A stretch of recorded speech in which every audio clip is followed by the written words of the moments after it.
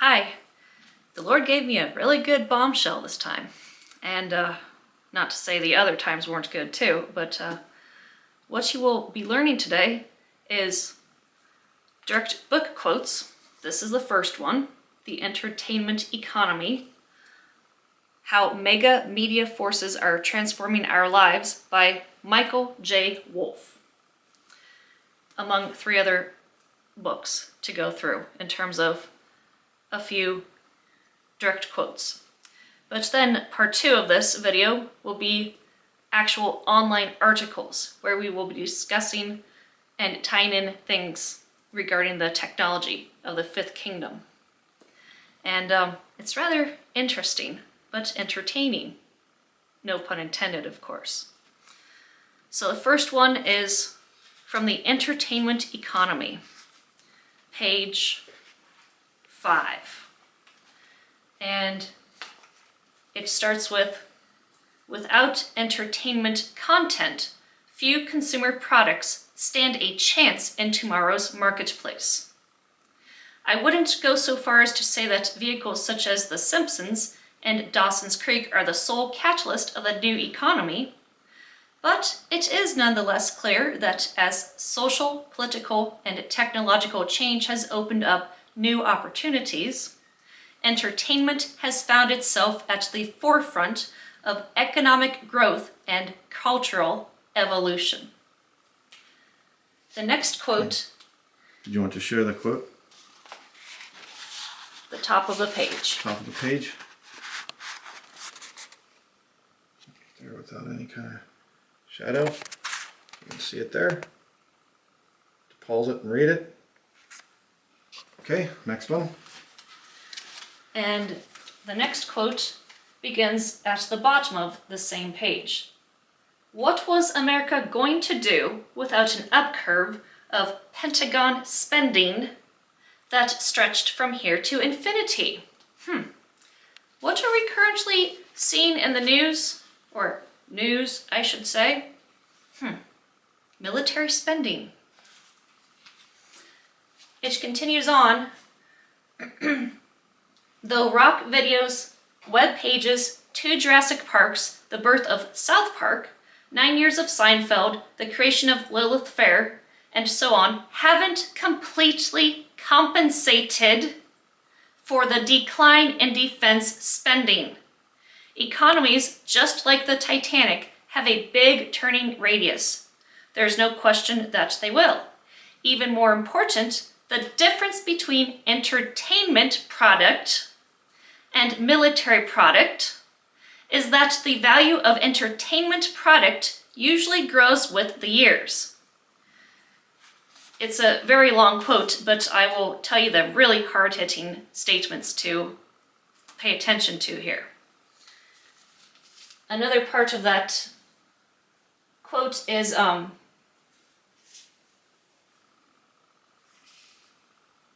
and of equal value as a lesson, extending and marketing successful brands and products across the whole range of consumer items is one of the most important techniques that the entertainment business is passing on to the rest of the economy.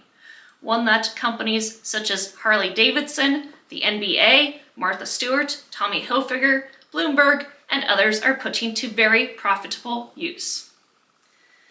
And that is the rest of that particular quote. Okay. The entire page 6. Page 6 there. The entire page.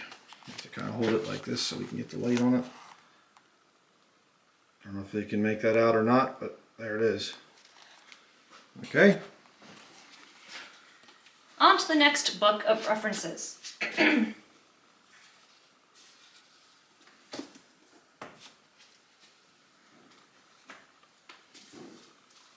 This is one of my first books that the Lord gave me, either before He saved me or right after He saved me. And this is a very relevant and revealing book. David Kupelian, The Marketing of Evil, now in its 11th printing. How radicals elitists and pseudo-experts sell us corruption disguised as freedom. The first quote from here is on page 25. And it begins with the final paragraph on page 25, which says, well, the statement before the actual paragraph says, Rondeau explains Kirk and Madsen's techniques of desensitization, jamming, and conversion this way. Desensitization is described as inundating the public in a continuous flood of gay-related advertising, presented in the least offensive fashion possible. If straights can't shut off the shower, they may at least eventually get used to being wet. But the activists did not mean advertising in the usual marketing context, but rather, quite a different approach. The main thing is to talk about gayness until the issue becomes thoroughly tiresome. They add, seek desensitization and nothing more. If you can get straights to think homosexuality is just another thing. From here to the bottom of the page. Okay.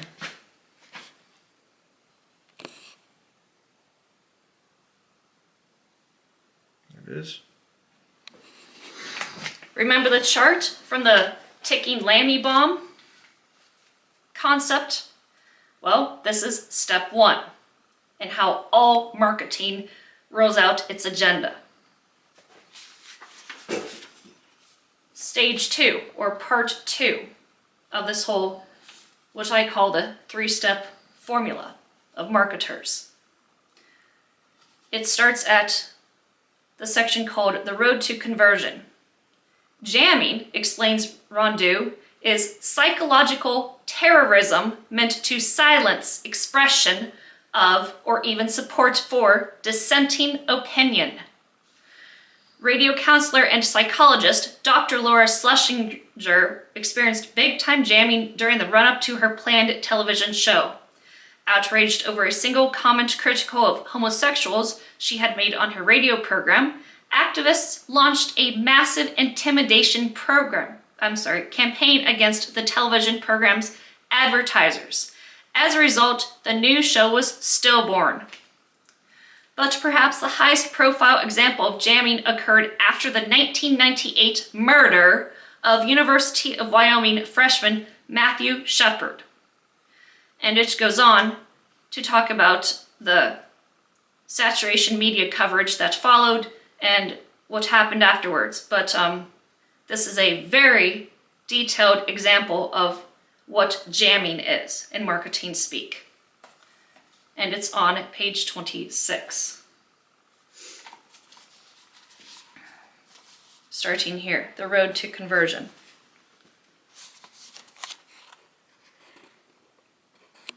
Shadow. I can't really get it. Right there it is. Hopefully you can make out some of that. Okay. You can always get the book too. Mm-hmm. And the last part of the 3-step formula is the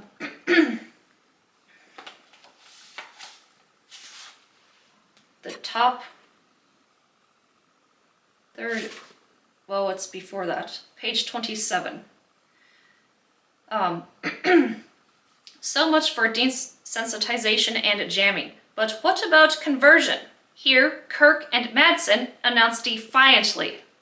We mean conversion of the average American's emotions, mind, and will through a planned psychological attack in the form of propaganda fed to the nation via the media. We mean subverting the mechanism of prejudice to our own ends, using the very processes that made America hate us to turn their hatred into warm regard, whether they like it or not. Transforming another person's hatred into love, warm regard, is the object of classic brainwashing.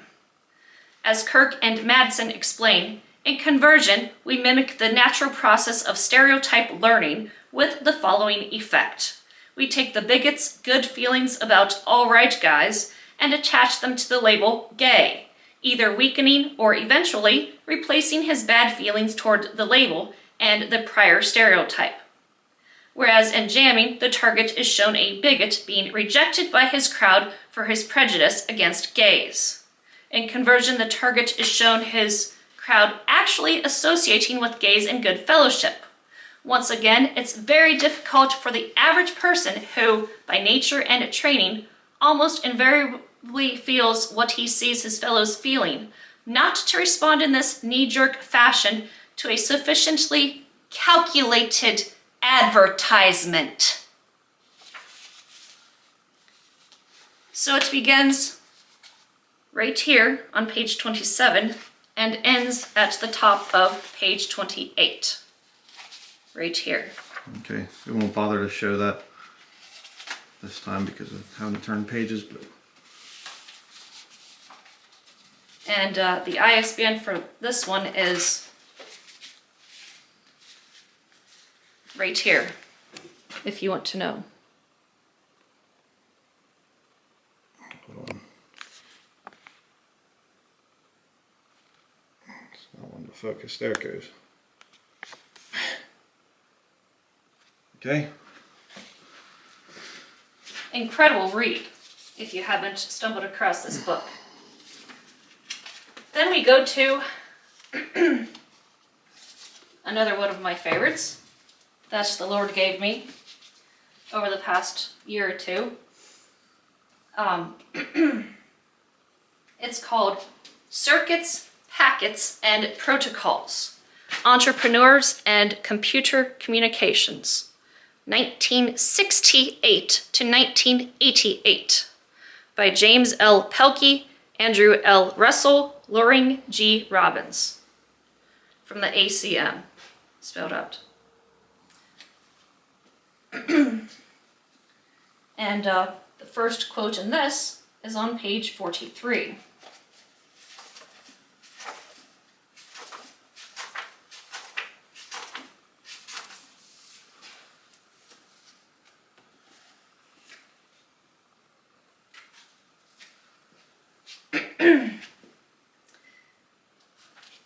My marker is right here. The integrated circuit was not an overnight success for one simple reason. They cost too much to make. Development of the integrated circuit soon received a boost in May 1961 when President John F. Kennedy challenged the imagination of the American public to put a man on the moon. To do so would require the use of integrated circuits.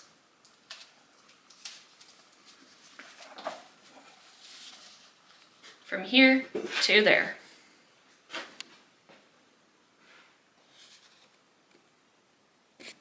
Right in this area up in here. From there to here. Okay. The next page, and these are building upon each other, in case you want to know. 55.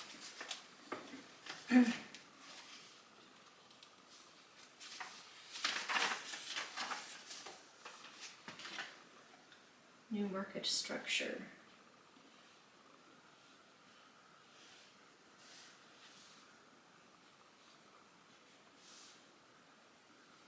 All right. The emergence of the new market structure of data communications was fueled by technological innovation as well as acts of entrepreneurship from multiple individuals across multiple sectors. And so, right here. You don't have to bother showing it. We'll just Okay. keep it moving here. The next one is page 73. The barrier to entry was low as new companies tapped technological advances in integrated circuits and cheaper methods of manufacturing, at a time when the demand for lower cost computing was expanding rapidly. The next quote is on page 75. The abundance of early entrants in the mini-computer market structure was typical of an emerging market, with companies earning large margins and experiencing rapid growth. Sounds strangely familiar to this whole cryptocurrency, digital currency, and AI stuff. Nothing to it. And page 200. Still in the Pelkey book.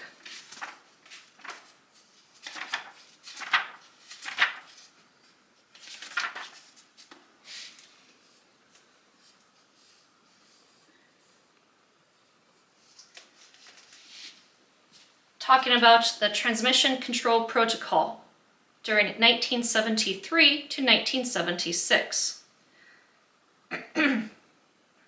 Quickly, the WG 6.1 meetings became a must for anyone wanting to influence computer communications.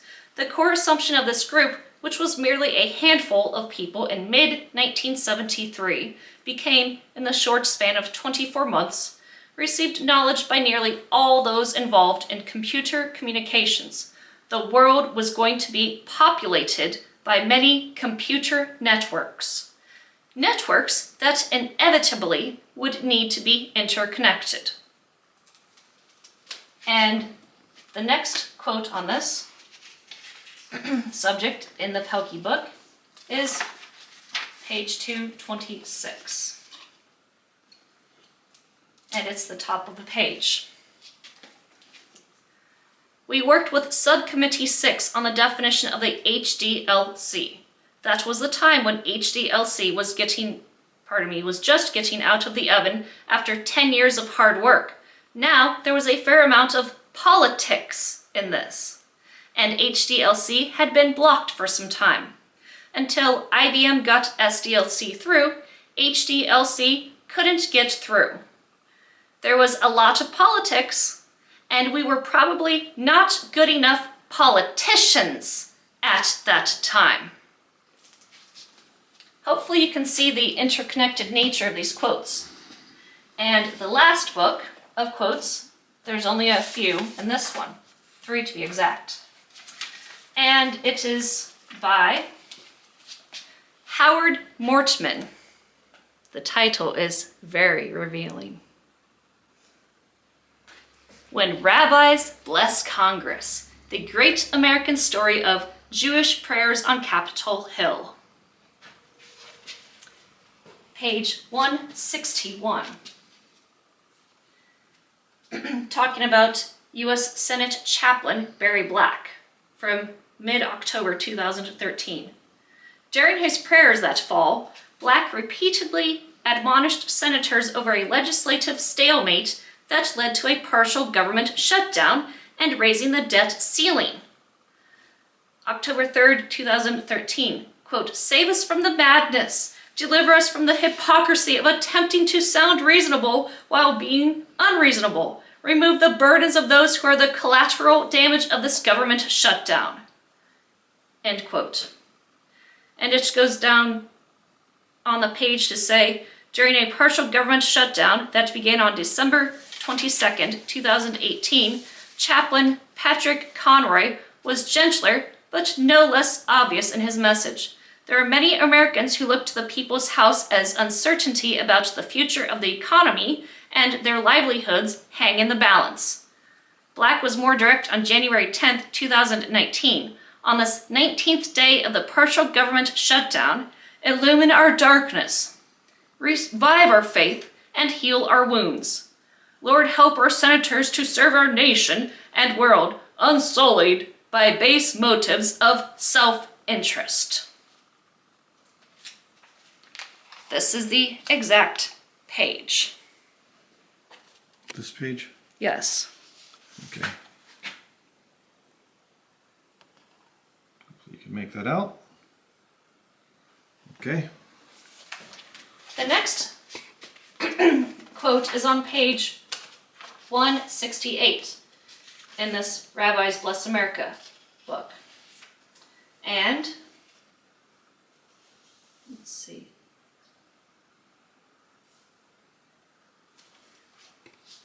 Right here. But other rabbis have mixed advocacy and policy commentary into their prayers, some direct, others gentler, wrapped in theological themes and seemingly harmless, but evident nonetheless. Let's first consider direct appeals for legislation. That would include Lewis Kaplan, who said in the House on June 3, 1969, "Spur these leaders, especially to translate the biblical challenge to do righteousness and justice into legislation enabling more children and adults in this nation and elsewhere to enjoy their unalienable rights in the each man family." It says the actual word, but that particular form of mankind is not in my vocabulary. But it's on this page right here. It's fine. You don't have to show it. And page 169 Make it is quick. The battery's about dead. The Pursuit of Liberty. More youthful advocacy on April 20th, 1966 in the House from Edward Sandro. He prayed for our youth, for their homes and schools, so that they may be constantly awakened to the great ideas of faith and the worthy causes of our American way of life, the pursuit of liberty and each man rights. Again, the word spelled out. Human rights. That's it for the list of book quotes.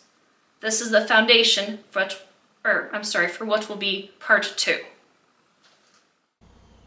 All right, we're here in part 2, and in this part, my wife has a lot of things that she's going to be showing here on the internet. So let's start out here. Chabad.org. Sounds like a good thing, doesn't it? Mm-hmm. It's not. Okay, go ahead. Take over. This is just a quick quote from a famous Chabad person under the subject of communication technology. Technology is a springboard to wonder, a way of knowing God, the Rebbe. I'm sure you've heard about this famous Shabader, but this is a starting point for part 2. Yeah, and if you haven't heard about this Chabad thing, and this guy specifically, this devil right here, Trump went and visited his grave and all kinds of stuff. He was very heavy into the Talmud. This guy here, very wicked devil. He's in hell now. So, but go ahead. This article from Chabad.org. 6 misconceptions of the modern mind. Look at the interesting tie-ins here. Kabbalah, Chassidism, and Jewish mysticism. I find that interesting, the Kabbalah of string theory. Huh. Nothing to it. Yeah, and the hidden God there. If they're so Kinda holy, weird. why do they keep misspelling God's name? It's something to do with the Hebrew, and they believe it's some kind of reverent thing to not spell out the name or some kind of thing. Well, whatever. If you're saved, then you're part of the body of God. You know, it's kind of funny. We have much better promise than they do. This article, what you need to know is simply starting. A lot of this is philosophical meanderings. But these 6 misconceptions from this Chabad article tie in very deeply to the IoT, Mark of the Beast technology system. Internet of Things. Yes, Internet of Things. Again, understanding what the Mark of the Beast system is, it's the elimination of your free will through technology is how they're going to use it. And right here talks about how they're going to eliminate free will. Go ahead and just read that real quick. Your brain, from its dark place within a small, hard skull, extends its feelers to probe the outside world. Photons tickle the cells at the back of your retina. Waves of air disturbances vibrate sensors deep inside your ear. Airborne molecules bind with olfactory receptors inside your nose. Your hands reach out and explore the textures and shapes of your surroundings. From all these electrical signals your brain receives and more, it constructs a model of your environment. one that will allow you to get up in the morning, make your coffee, and get out the door. They go on to more philosophical stuff, But so what they're doing basically is they're saying we're going to take what God created and we're going to recreate it ourselves, which is Talmudic. The whole thing of the rabbis, they believe that they can say certain words, change the name of God up, and then they can create a golem and control him. Basically, like that's what Frankenstein was all about. That's what they're doing. So they're saying we're going to not just make a Frankenstein, we're going to control all people through technology. If you see my video about the clergy plan, he talked about controlling or defeating the tyranny of the North. God's throne is in the North. We're going to do that through technology. They're openly admitting it. So continue.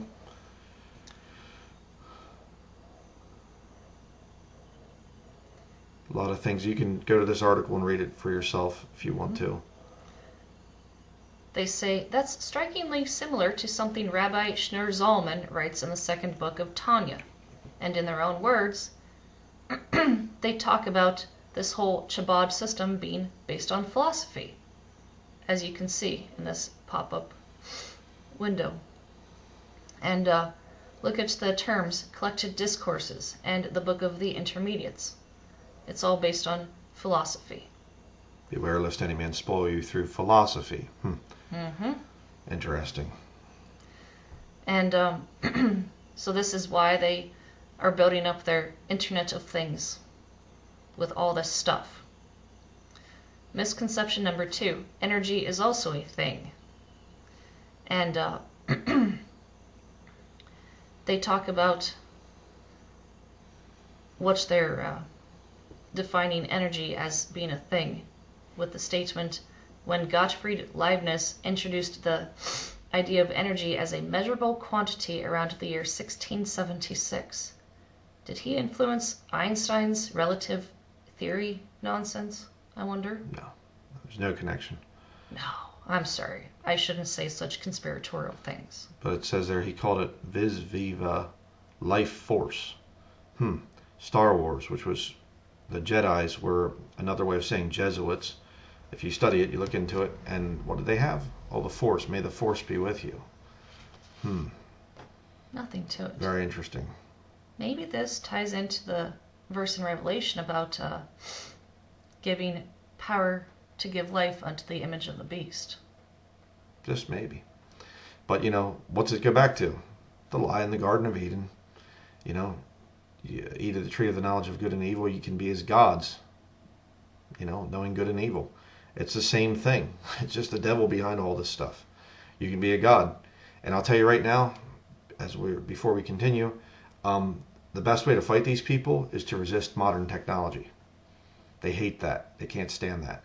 The technology has to be accepted. It has to become universal, ubiquitous. We cannot just have these people into low-tech ways of doing things and whatever else. So one of the best ways to hinder the Antichrist satanic system is to go with low-tech ways of doing things. Remember that. If you think we're so backward and whatever else, well, we might be backward to most people, but the reality of it is we're doing it on purpose. Okay. A lot of the ways that we've lived and things. In the off-grid seminar, you can watch that. But go ahead. And of course, this paragraph is rather revealing. Leibniz, at this point in life, had been corresponding heavily with his friend, Hermann von Helmont, compiler of Kabbalah Denudata, a Latin translation of Lurianic texts. It's quite possible that these ideas that came to be known as conservation of energy were influenced by strikingly similar ideas in Jewish metaphysics. Isn't that strange? Yeah. And the next one is misconception number 3, the excluded God. And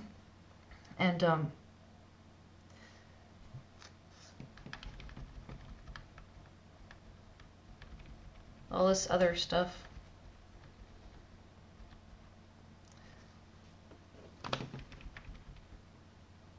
Where did... They basically talk about how they make movies. Now keep watching the movie and tell me when you see him. And yet, which is a Jesuit thing, finding God in everything. mm-hmm. Isn't that the ADMG motto? Ad majorem de gloriam. Yes. Mm-hmm. Yeah. And there's nothing to it. No. No connection between the Jesuit order and this Chabad Hasidic movement. Keep going. Misconception number 4. Helpless machines. Is this why they keep spewing the nonsense of, we can't trust you to do your own thing in every single area of life? Mm-hmm. Yeah. I know they're trying to say we're machines. Okay. Which is pretty satanic. And here's another description of the IoT, Internet of Things. Go down here. Think of the universe along the lines of a computer network. When electronic computing began, you sat at a dumb terminal and asked the mainframe computer to add 2 plus 2, because computers essentially were created to be big calculators. Today, everything, even the smart light bulb, gets its own processor. The internet doesn't sit in any particular location. Its processing power is distributed among, at this writing, some 30 to 50 billion servers, networking equipment, smartphones, PCs, and IoT devices. Plus, of course, the billions of people who are providing input. The Charlie Kirk event that they did? Mm-hmm. Geofencing, they called it, or something? Well, that's where they're going with the whole thing. But that's what they're going to be doing at the Turning Point USA meetings going forward, which I did a video on that. Yeah. No connection, I'm sure, to all this Chabad stuff. No. And it just so happened that airplane that flew away that a lot of people mentioned, but they don't continue talking about it.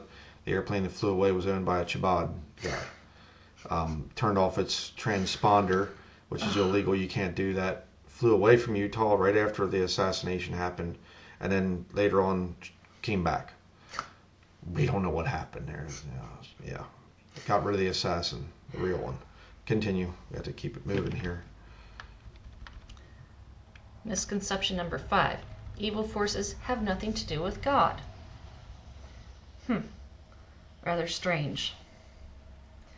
And I find this statement rather strange. Bad doesn't necessarily mean sinister and destructive. Mm-hmm. And you can watch my video where the Rabbi Mordecai Kraft from New York City actually said that the Satan is a good thing. In other words, Satan is a good thing in the modern Jewish system. And that God never spoke any evil things to anybody or whatever else. No. Yeah. Okay. Misconception number 6. The neutral bubble. Designed to really change the way you live. All right.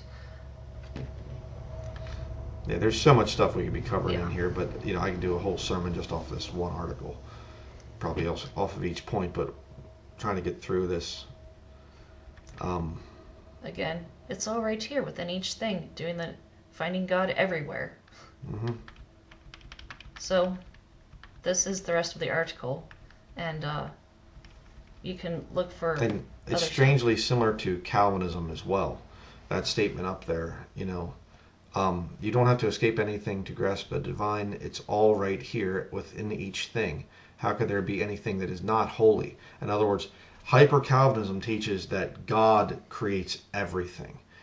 Absolutely everything. If a child is molested, God is the one that did it. If a person gets stabbed to death or something, God's the one that did it. God has preordained everything. Man does not have free will. Salvation, God has preordained who's going to be saved and who's going to go to hell and burn forever, and they can't do anything about it because they have no free will. Yeah, okay, a little bit of a satanic Jewish influence there on Calvin? I'm sure never, yeah. Anyhow, continue. The next article is from prnewswire.com. TES-TEC debuts at Embedded World North America 2025 with robust interactive outdoor display solutions. Rather strange. Pioneering intelligent interactive displays, which is one of the hallmark features of the Mark of the Beast technology, this Internet of Things. Smart connected technology, reliable high-performance embedded solutions in challenging outdoor environments. EV charging station. They talk about rapidly expanding it. Outdoor delivery locker and quick service restaurant QSR drive-through markets, as well as other demanding outdoor applications. See how they're building everything? Yeah, and the whole thing about the EVs, it's not to help the environment. It's about complete total control. The Tesla cars, you're being filmed. The car is filming everything around it. You're being tracked. They can shut it off. They can turn it on. It's awful. Absolutely awful. I wouldn't drive a Tesla car if my life depended on it. I'd rather walk, honestly. They're absolutely terrible. And the fact that they just, spontaneously go into combustion and if you're in there, you're dead. 4,000 degree fires that they can't put out with standard fire hoses. Oh, yeah. And they're, $200,000, which is insane.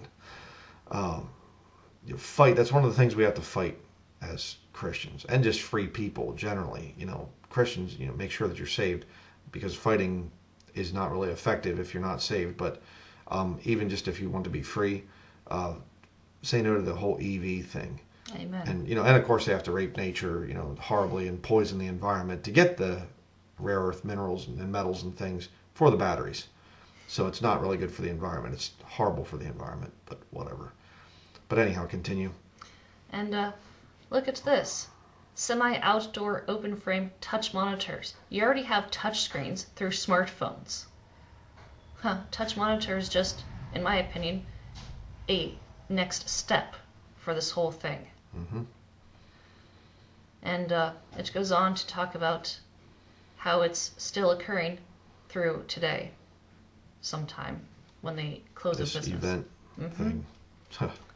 Anaheim, California. Embedded World North America 2025. And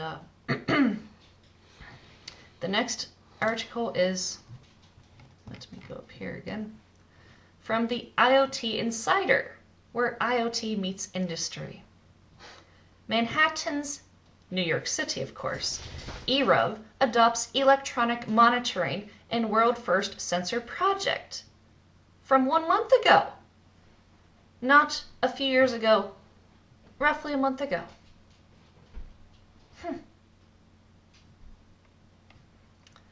A New York-based technology company has completed what is believed to be the world's first electronic monitoring system for an EROV, the ritual boundary, that enables Orthodox Jews, MSOS essentially, to carry objects on the Sabbath. I thought there was something about the Sabbath they couldn't break. Well, if it's for the greater good, though, you have to bend the rules sometimes. That's rather strange. This Aware Buildings company is a specialist in long-range wireless sensors. Isn't there something about sensors being installed in streetlights in different locations? No, that's a conspiracy theory. Sure. Yeah, they're not doing anything like that. No. Yeah, well, don't worry there, because they got this Indian guy, this Mamdani or something like this now, and he's been selected as the mayor of New York, and he's openly a communist. So he'll clear this stuff right up. He'll say, no control grid here in my city. Right. Uh-huh. Never mind how they underscore the growing adoption of IoT solutions. Central to observant Jewish life in Manhattan. Who is it supposedly in a position of power currently from Manhattan? Trump. Isn't he from Manhattan? Well, he's from a lot of different places, but yeah, he lived in there. Nothing to it. So they talk about how this allows families to push prams, carry food, and perform otherwise restricted tasks during the Sabbath, using utility poles and walls with connecting wires as linking existing structures. I guess eventually, instead of the Shabbos Goyim, the Gentile goys for the Sabbath day, in other words, they'll just have robots, Tesla bots walking along carrying their stuff. Little Teslas, like R2D2, going behind, going behind them and things. Yeah, back to the Star Wars thing. But anyhow, continue. If any of the elements of the boundary is missing or broken, the Erev ceases to exist, meaning that regular physical inspections are required? Oh, you mean their system requires regular maintenance? I thought they were anti-labor type of minded people. But yet they respect the concept of regular maintenance because they require it, right? Mm-hmm. And of course, here you have inspections conducted each Thursday morning by a rabbinic supervisor traveling from Muncie, New York.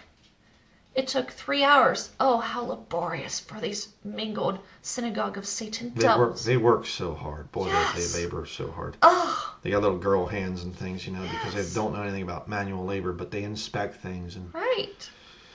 Yeah.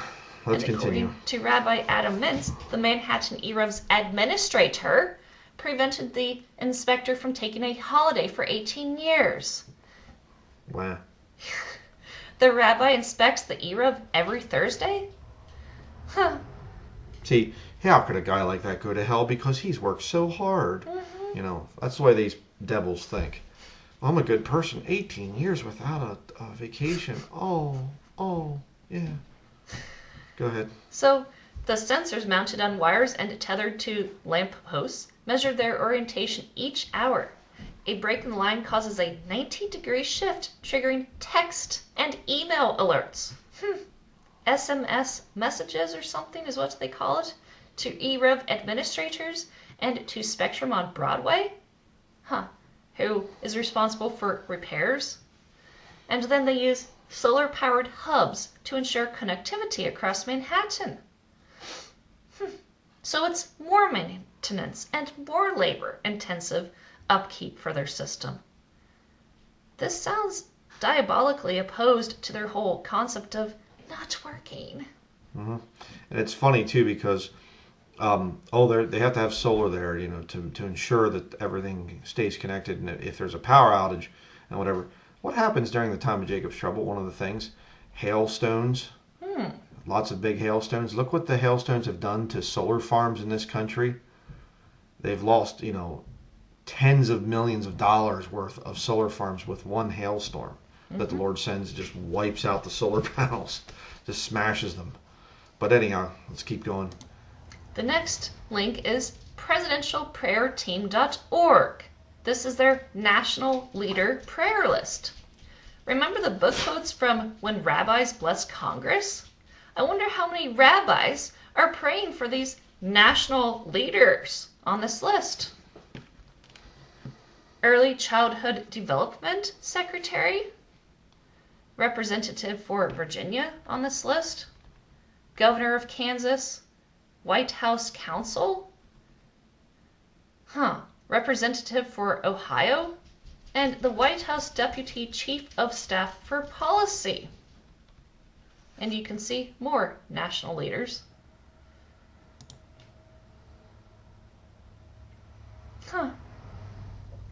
Undersecretary of the Navy, Senator from Louisiana, all of these. Nothing to it. God's not going to hear your prayers if you're not saved, if you're not born again. So they're wasting their time. Here's another interesting link, capitolhillprayer.org. From January 21st and of this course, year. If you remember the inauguration, Trump had a rabbi praying there. And of course, right before his assassination attempt, there was also a rabbi that prayed at that Trump event and whatever. So, yeah. Intercessors. Sure. Close that thing out. So you can look through this webpage and just get an idea of what is the daily brief and how it connects to the whole inauguration time from earlier this year. Okay. Here is an article, ironically, linking the Talmud to the U.S. Army printing this publication from one of their famous blogs, whatever this stands for. If you watch my video on that whole thing of the IDF, the Jewish military, Jewish soldiers have the right to rape prisoners of war. Mm-hmm. And there's a whole big controversy right now because video has been leaked, and then I guess again leaked and whatever, and the Jews over there are protesting. Well, we should be allowed to do that. You know, how dare you say we can't? It's insane what's in the Talmud. And don't tell me, oh, it's backed up by the Bible. It's just discussions of the Bible. No, it's not. It's rejecting the Word of God. But anyhow, go ahead. With the help of the U.S. Army, Jewish Holocaust survivors printed copies of the Talmud. I mean, how many unmingled true Jews actually believe in the Talmud? I would say very few, if any. Yeah. Good for them. Stay away from the Talmud if you are an unmingled Jew. They say in this article, as World War II drew to a close in 1945, survivors of the Nazi death camps tried to rebuild their shattered lives in displaced person DP camps, many of which were housed in the very concentration camps in which Nazis had recently tortured and murdered Jews and others. It goes on to talk about President Truman writing General Dwight D. Eisenhower regarding occupied Germany and American troops stationed there. And Truman argued that we have a particular responsibility toward these victims of persecution. Well, if they're mingled Jews, they're not real Jews. And so with American support, Jewish life slowly began to return to the camps. The American Jewish Joint Distribution Committee moved into many DP camps and helped distribute food and medical supplies. They also helped set up Jewish schools in the camps, aided at times by the American Army, and also by some remarkable rabbis who'd survived the Holocaust and were determined now to rebuild Jewish life. And so, one huge problem prevented the resumption of Jewish education and religious services. While the Nazis murdered as many Jews as possible and tried to wipe out Jewish existence, they also destroyed countless Jewish books, Torah scrolls, and other ritual objects. Allied officials were able to find some Jewish prayer books in Nazi warehouses, but the ragged Jewish survivors in DP camps still lacked many basic Jewish books and supplies. One leader who stepped in to help was this rabbi right here, Kalmanowitz. Born in Russia, ironically the same location as the origin of the Chabad Lubavitch movement, from what I understand, this rabbi was the head of the renowned Mir Yeshiva, one of the greatest yeshivas in the world. In 1939, this rabbi decided to relocate his famous school from Lithuania to Kobe in Japan. And he soon found himself leading nearly 3,000 MSOS, in my opinion, but they say Jews, who are desperate to escape Nazi Europe. And then it goes on to say, after Japan attacked the United States, this rabbi moved his yeshiva once more to Shanghai, which is located in China. So you can understand the buildup of this whole system being spearheaded, and I believe one of the headquarters, in China. There he improvised, this rabbi we're discussing, printing presses using stones and managed to publish 38,000 Jewish books. While Hitler was burning books and bodies, this rabbi later recalled, the men of the Mir Yeshiva, who had traveled 16,000 miles from Lithuania to Shanghai, were using stones for printing presses to keep the light of learning alive. Oh, you mean Talmud psychological operations? After the end of the war, this rabbi returned to Europe and once more championed the printing of Jewish books and preservation of Jewish life. What a bunch of MSOS satanic nonsense. This rabbi was also a leading figure in this, whatever the term is, and this, I can't pronounce it. He cultivated contacts with American military officials and oversaw the printing of Jewish prayer books, Passover Haggadahs, copies of the Megillah of Esther for Purim, and even some volumes of the Talmud. This rabbi evidently worked with General John Hildring, the U.S. Assistant Secretary of State for Occupied Areas, where this general talks about giving this rabbi appreciation and very sickening. This rabbi requested resources to print even more Jewish books, but was told that with the acute shortage of paper in Germany, more ambitious plans to print Jewish books was impossible. So then, his success inspired another Jewish leader in Europe at the time, who began to dream of an even more ambitious project in order to print some volumes of the Talmud. The chief rabbi of the U.S. zone in Europe was Rabbi Samuel Abba Sneed. He was captured by the Nazis and then a chaplain in the Lithuanian army. He was sent to the Jewish ghetto in Lithuania, which was renowned as a center for Jewish intellectual life. From there, he was sent to Dachau concentration camp. He survived, and after being liberated, dedicated his life to rebuilding Jewish life, through the Torah, of course. He was assisted by another rabbi, Samuel Jacob Rose, a young man who'd studied at the famous Slobodka Yeshiva before the Holocaust.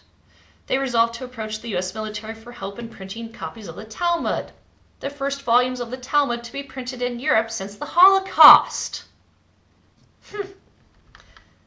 And of course... You don't have to read the whole thing, but just going down through there, I'm looking at it. You can read this article later, but just keep going down through.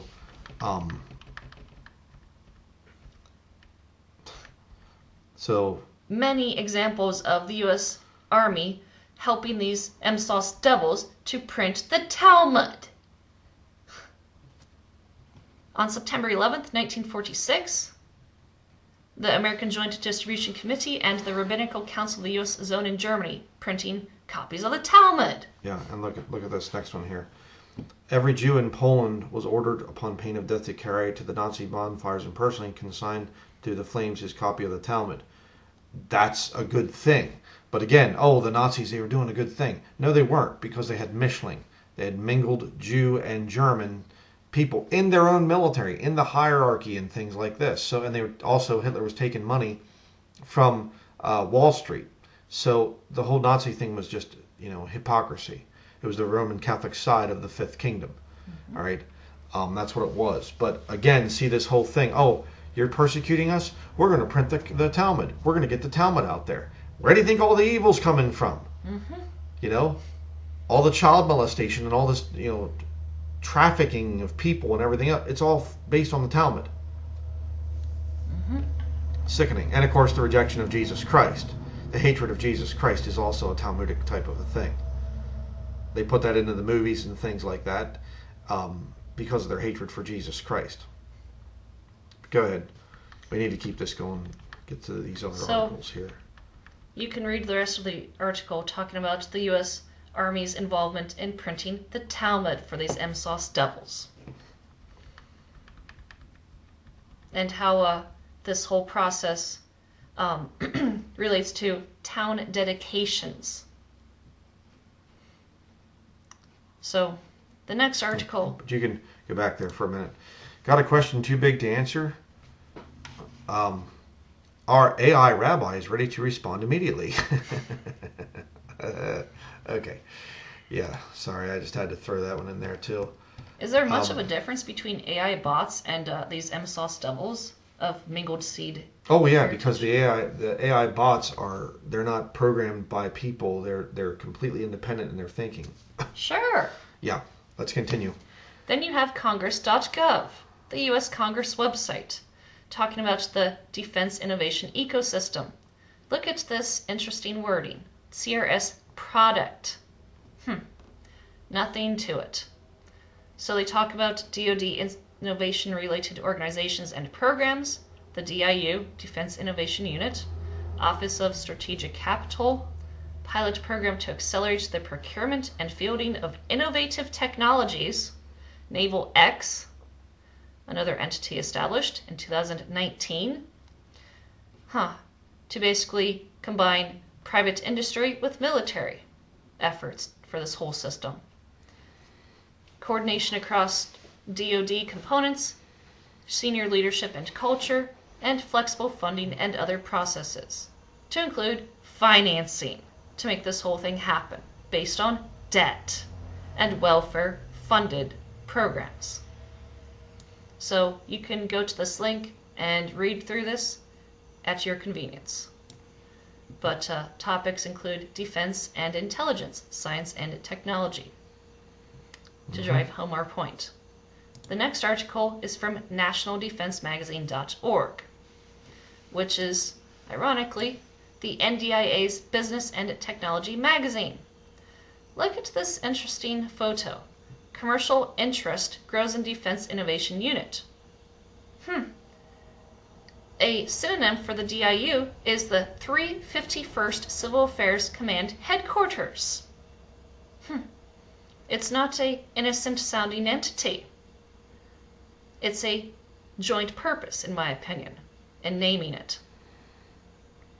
So you can read this article on how the Pentagon is increasing its outreach to commercial industry. The fact that the DIU was launched in 2015 by then Secretary of Defense Ash Carter to bridge the gap between the military and the nation's tech hubs. It is headquartered in Mountain View, California. Isn't there a certain technology company headquartered in Mountain View, California? We shall see in a few moments. In Silicon Valley, with additional outposts in Austin, Texas, Boston, Massachusetts, and the Pentagon in Washington, D.C. So they're increasing their adoption of commercial technology for the IoT, Internet of Things system. And you can see all the different players involved with this. So you can read it at your convenience. This is the DIU's website, where they openly declare accelerating commercial technology for national security. We award scalable contracts, meaning insurance policies, to companies offering solutions to national security challenges across a variety of technology areas to support the IoT mission. Well, okay, but you're going a little bit too far with this. It's almost like you're trying to say that the reason that they're using violent video games for the youth and getting them into playing things in virtual reality is so that they can create a citizen military, and they don't need military bases anymore. They'll just use cities that are connected through the Internet of Things. That's going a little bit too far. Oh, yes. Conspiracy stuff. I'm sure. Yeah, I mean, almost like they're basing it off of the Israeli model where everybody's, there's compulsory military service. No. I'm getting conspiratorial too now. Right. See, you're corrupting me. I'm Continue. sorry. You can go down through this webpage and see the other things, how it all relates together. And who is behind the DIU? Well, let's see. Active duty military, reservists, civilians, and contractors who bring extensive military and private sector experience to accelerate commercial technology for national security, meaning securitization of everybody and everything under the auspices of national security. Their leadership is almost entirely from Mountain View, California. Washington, D.C., but 1, 2, 3, 4, 5, 6 from Mountain View, California, another one from Mountain View, California, and this one I have no idea the location of his duty station, but more than likely Mountain View, California would be my guess. And you can look at their profiles if you desire. Here you have an article, which I have printed out, from the U.S. Department of War.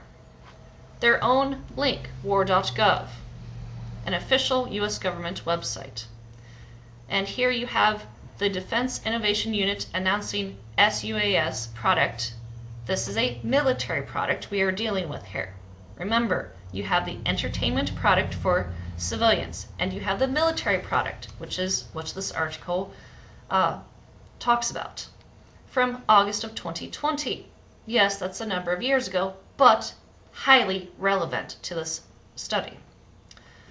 So the DoD's DIU accelerates commercial technology for national defense, where they're talking about 5 U.S. manufactured drone configurations to provide trusted, secure, which is an oxymoron, small unmanned aircraft systems, options to the U.S. government. It's a culmination of an 18-month effort with DIU's initial work supporting the U.S. Army's Short Range Reconnaissance SRR program of record for SUAS. And yet we saw earlier the U.S. Army is intimately involved with printing the Talmud for these MSOS devils. I wonder how many rabbis are behind this whole concept coming to fruition with the DIU.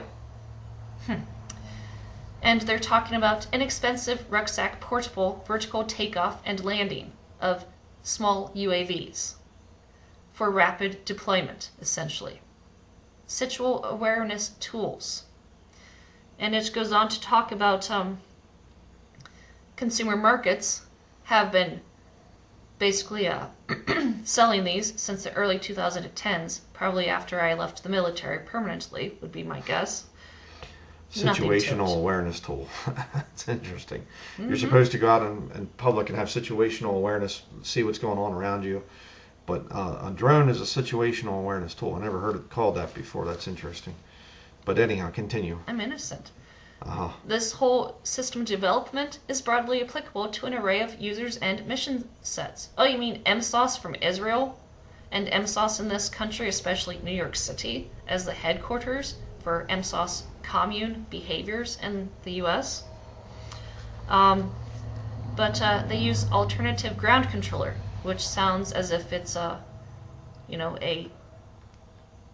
terrestrial type of equipment. And radio configurations, they need to be grounded to the Earth in order to operate. You can't have radio anything orbiting the Earth. It's not logical. Which makes me wonder about this whole orbiting satellites thing. Then you have right here, trusted UAS domestic industrial base that ensures sustained delivery of highly capable, secure UAS to the warfighters that depend on it. Why? To generate liquidity and velocity of currency. That is the whole point of this research and development for this IoT system configuration, as discussed in this article.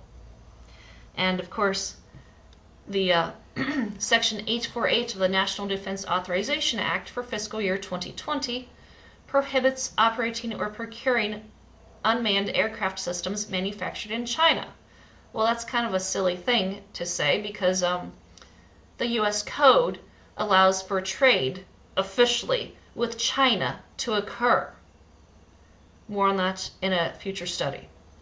But the 5 companies whose products will be made available for purchase on the GSA schedule, it's already happened, I've seen the articles about it, include these 5 companies. They could be Israeli startups, but I have no idea. I haven't seen anything. And so they are talking about leveraging the scaling option. Again, coinciding with the other articles talking about scaling of this whole technology stuff. And there's the rest of it. You can read this article at your earliest convenience. The next one is the Presidential Prayer Team talking about the DoD prototyping fleet-ready EV chargers as of November of 2022. So who really is behind this EV push? Oh, that's right, the DoD, DIU, also known as Civil Affairs. And by the way, it's not just controlling the civilians, it's controlling everybody. So you say, well, I'll just become part of the system, then I'll be free. No, you'll be a slave just like everybody else. But keep it going here. So you can see just really quickly how they've installed pilot versions of EV technology in 8 military bases in the United States.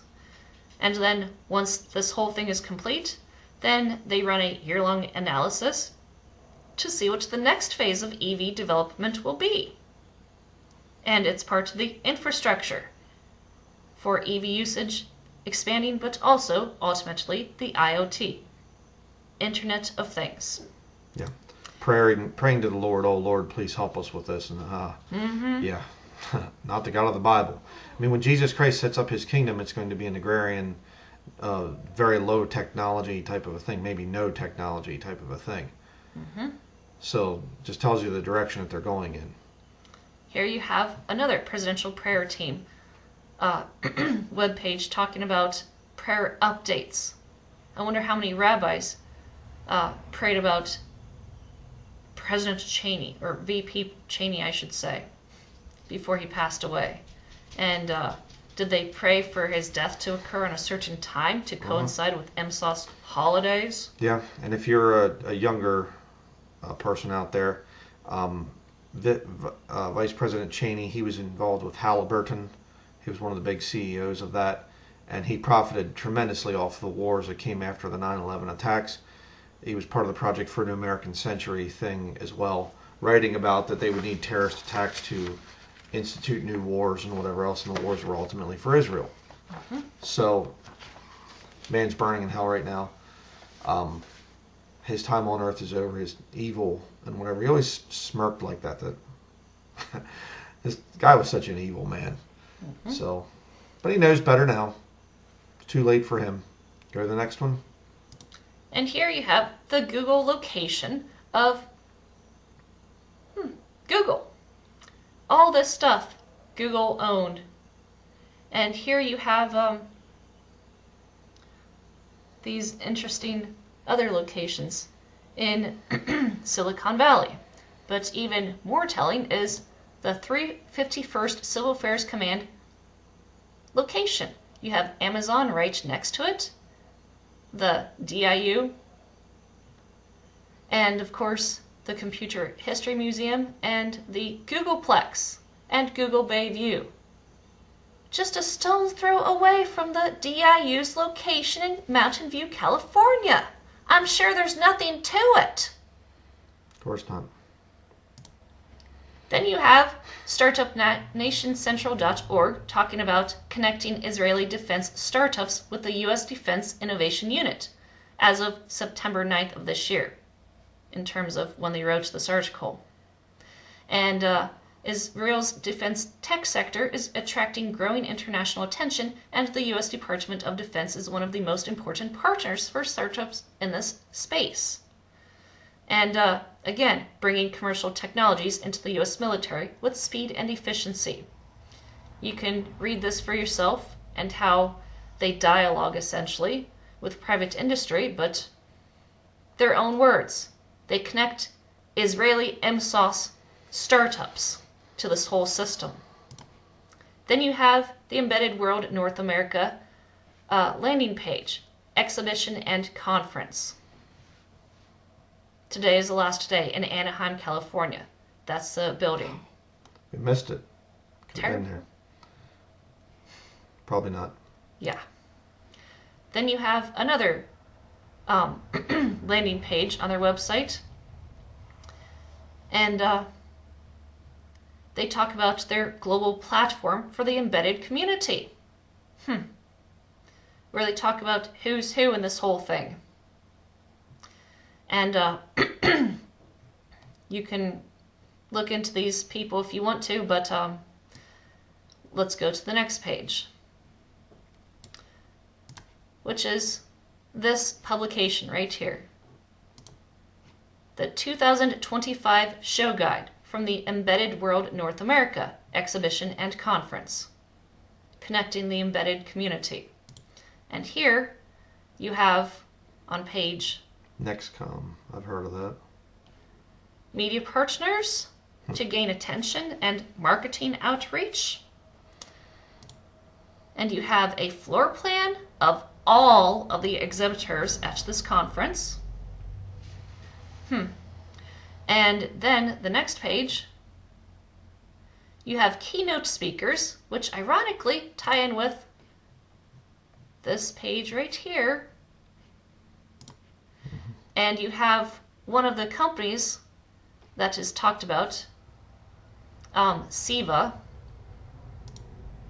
is an Israeli MSOS startup. This is their representative who's, I guess, discussing things at this conference, this show, from Siva Incorporated, an Israeli company, as we will soon see. There's another Israeli startup called Aurora Labs, but we'll get to that in a moment. Page 14/15 of this pamphlet, booklet. Look here, Aurora Labs, booth 9070. And you have Siva, which is in this column, booth 8065, I think. Yes. So they show 2 out of the 3 Israeli startup companies having booths at this event. It's a bit difficult to find information on the 3rd Israeli startup for this whole thing, but imagine that. Openly Israeli companies attending this to basically spearhead the effort, in my opinion. And 5G technology, if you don't know this, was rolled out by Israeli companies. So everybody's worried about the 5G thing. It comes from Israeli companies. It was used in Israel first for crowd control. So you have solidrun.com, the 3rd Israeli company. And this is their landing page.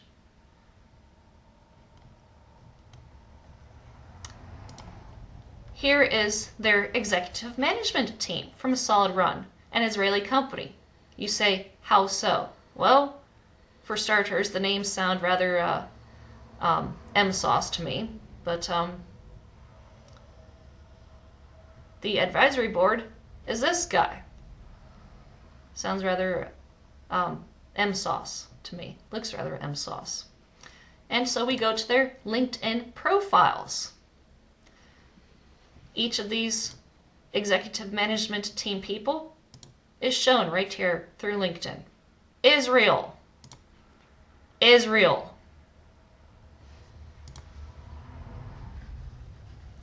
Israel. CFO. Israel.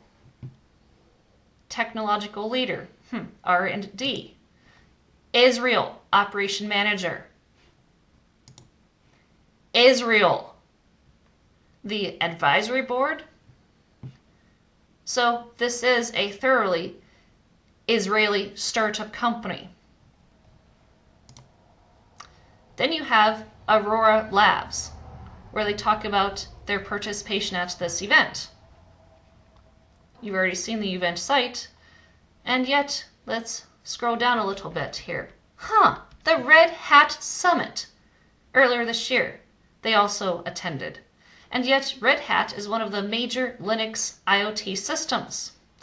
And the Lord showed me over the past few years that he didn't want me meddling around or even messing with the Linux system because it's the OS for the IoT system. And so my attempt to build an customized Linux computer flopped miserably. And I'm thankful for that. Yeah, because she was trying to get away from Windows, didn't want to go to Apple, And so it's kind of what else is out there. Tried the whole Linux thing and found out, oh, that's tied to some pretty evil stuff. But continue. Then you have this other page. What is significant about Aurora Labs? How do you know it's Israeli? Oh, let's see here in their own words. Domain expert in ML, machine learning, NLP, model tuning, proprietary LLM, vertical large language model, which is a foundational tentacle for AI bots, known as Large Code Language Model, LCLM. Founded in 2016, Aurora Labs has raised $97 million and has been granted over 100 patents.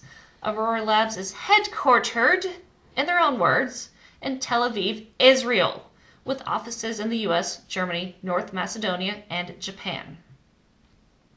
I'm not kidding. This is an Israeli MSOS startup company. Yeah, and again, people say, what's MSOS? We say MSOS all the time. Mingled Synagogue of Satan. It's biblical terminology. Yes. They are mingled. It's the miry clay joining with the iron.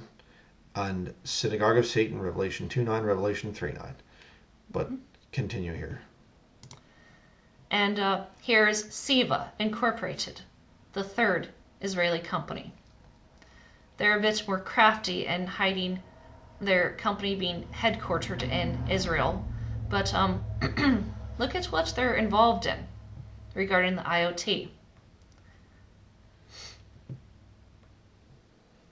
AI-enabled smart edge, smart technology, connected and distributed intelligence.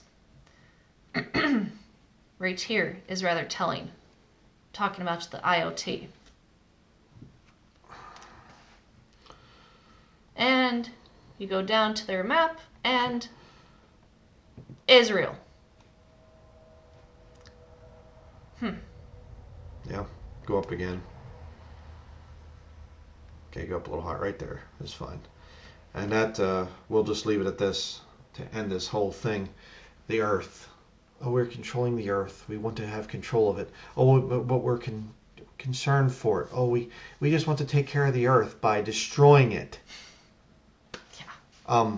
What you have to understand, I was raised in the whole evangelical modern church system, and then when I first got saved, I was very ignorant. I went to the Baptist, independent, fundamental Baptist, the dispensational type of a thing, and they take dispensationalism, which is the truth, and then they skew it to be rabidly pro-Israel, and you don't ever speak against Israel. And you'll see some of that in my very early years of preaching.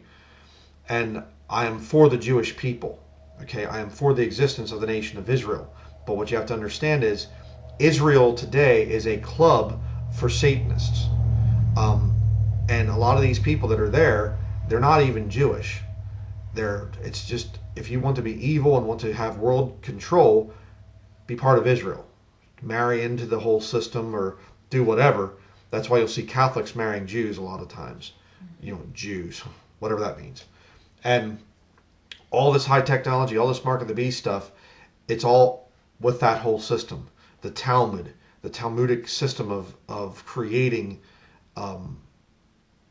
basically bots, people that you can use for wars that the people are disposable, and claiming to save the earth while destroying the earth. It all ties into the book of Revelation. The Jews, quote unquote Jews, the people of Israel, I'll say it that way, the people in Israel, they're not the victims of the end times, they're the cause of it. That's why it's the time of Jacob's trouble. It has nothing to do with the Church of Jesus Christ. And if you don't understand that, then please study it. But if you're fighting against it, then you're lost. It's just that simple.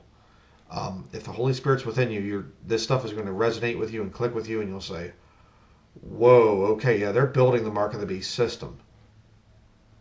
So, but do you have anything else to say before we close the video? A few things. Number one, as we like to keep reminding people, there is no Western anything in this whole system talked about in prophecy. It's all about the kings of the East. All right? There is no Western nation, superpower, alliance, or union, or anything. That is why our job is to hinder this whole thing, according to Scripture. And if you're a military veteran or you're currently serving in the military, please understand these MSOS devils see you as a product. That is why the book quote earlier from the Entertainment Economy book talks about the entertainment product versus the military product. And please understand that these MSOS devils see both currently serving and military veterans, such as myself and all of you who are veterans out there, as expendable.